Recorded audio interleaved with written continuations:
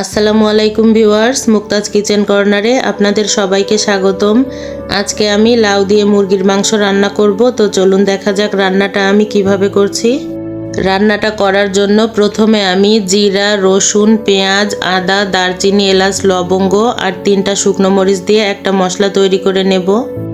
যেহেতু মুরগির মাংস দিয়ে লাউটা রান্না করব, তাই লাউটা একটু বড় বড় সাইজ করে কেটে ধুয়ে পরিষ্কার করে নিয়েছি। এখন মুরগির মাংসটা ভালো করে কেটে ধুয়ে পরিষ্কার করে নিয়েছি। এখন একটা শুকনা কড়াইতে 1 চা চামচ পরিমাণ জিরা আর 3টা শুকনো ঝাল দিয়ে ভালো করে ভেজে নেব। কয়েকবার নাড়াচাড়া করে মশলাটা ভালো করে ভেজে নিয়েছি। এখন মশলাটা ভালো করে ব্লেন্ডারে গুঁড়া করে নেব। আমার মশলাটা গুঁড়া করা হয়ে গেছে। এখন চুলায় কড়াই বসিয়ে দেব। কড়াইতে সয়াবিন তেল দিয়ে দেব। তেলটা গরম হয়ে গেছে। এখন পরিমাণ মতো পেঁয়াজ কুচি দিয়ে দেব।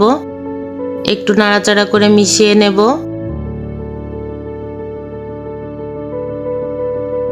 কয়েকবার নাড়াচাড়া করে হালকা করে ভেজে নিয়েছি।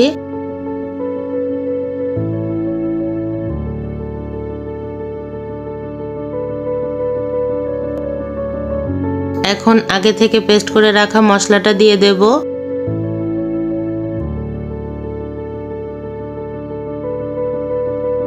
একটু নাড়াচাড়া করে ভালোভাবে মিশিয়ে নেব।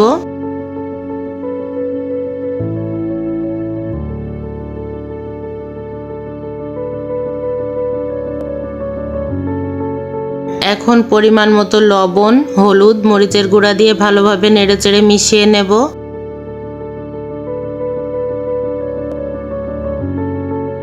মশলাটা যেন পুড়ে না যায়, তার জন্য সামান্য পরিমাণ পানি দিয়ে দেব। ভালো করে নাড়াচাড়া করে মশলাটা সুন্দর করে কষিয়ে নেব। কয়েকবার নাড়াচাড়া করে ভালো করে মশলাটা কষিয়ে নিয়েছি।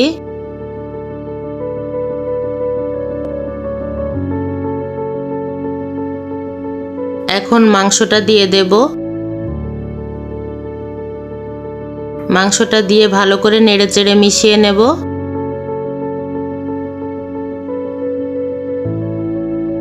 এখন কিছুক্ষণ ঢাকনা দিয়ে ঢেকে রাখবো। 5 মিনিট পর ঢাকনাটা সরিয়ে একটু নাড়াচাড়া করে মিশিয়ে নেব।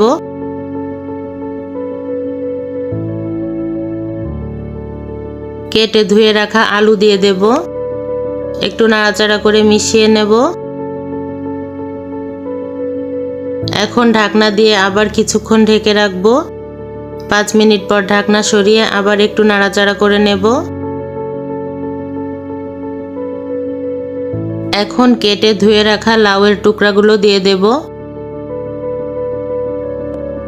একটু নাড়াচাড়া করে ভালোভাবে মিশিয়ে নেব।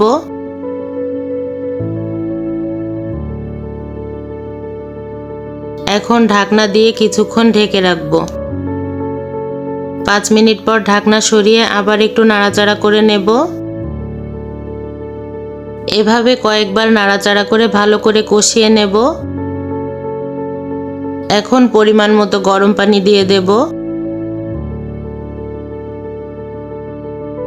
একটু নাড়াচাড়া করে ঢাকনা দিয়ে ঢেকে রাখবো। 5 মিনিট পর ঢাকনা সরিয়ে আবার নাড়াচাড়া করে নেব।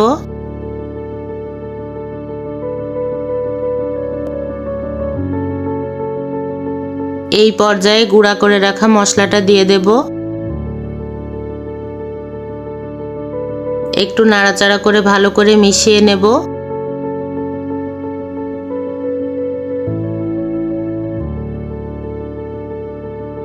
কিছুক্ষণ নাড়াচাড়া করে নেব। এখন ঢাকনা দিয়ে কিছুক্ষণ ঢেকে রাখবো। 5 মিনিট পর ঢাকনা সরিয়ে আবার একটু নাড়াচাড়া করে নেব।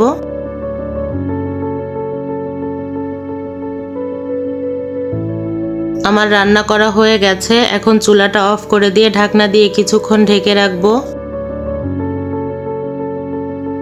এখন পরিবেশন করছি। দেখুন রান্নাটা দেখতে কতটা লোভনীয় হয়েছে। রান্নাটা দেখতে যেমন সুন্দর হয়েছে, খেতেও দারুণ সুস্বাদু হয়েছে। ভিডিওটি যদি আপনাদের ভালো লেগে থাকে তাহলে অবশ্যই আমাদের চ্যানেলটিকে লাইক, কমেন্ট, সাবস্ক্রাইব করবেন। এতক্ষণ আমাদের সাথে থাকার জন্য আপনাদের অসংখ্য ধন্যবাদ।